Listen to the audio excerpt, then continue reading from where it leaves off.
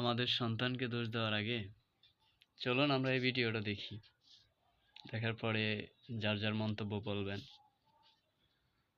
আসামি মোবাইল দেখা ছাড়া কিছুই খেতে চায় না, সারাক্ষণ কার্টুন দেখে এবং গেমস খেলে। আসামি সম্পূর্ণরূপে মোবাইল আসক্ত। Objection, my lord. Objection overruled. You may proceed.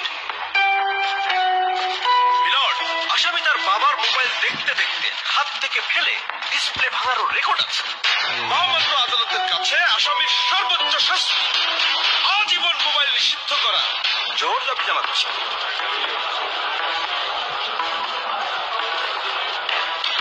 Order, order.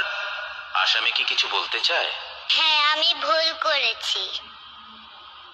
আমি অপরাধী। আমি মোবাইল ছাড়া খেতে চাইনি, কিন্তু খেতে চাইনি বলে কেউ গল্প করে আদর করে খাওয়াইনি তো। আমাকে মোবাইল দিয়ে ভুলিয়েছে, আমিও ভুলেছি। এখন মোবাইল ছাড়া খেতে ইচ্ছে করে না।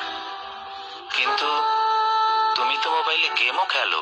আমার তো খেলতে ইচ্ছে করে, কেউ তো আমার সাথে খেলে না, খেলতে নিয়েও যায় না।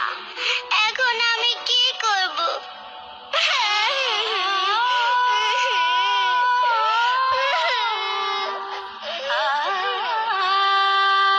সন্তানকে দোষ দেওয়ার আগে একবার নিজেকে প্রশ্ন করুন, আপনি তাকে কতটা সময় দিচ্ছেন। এখন কি বলবেন?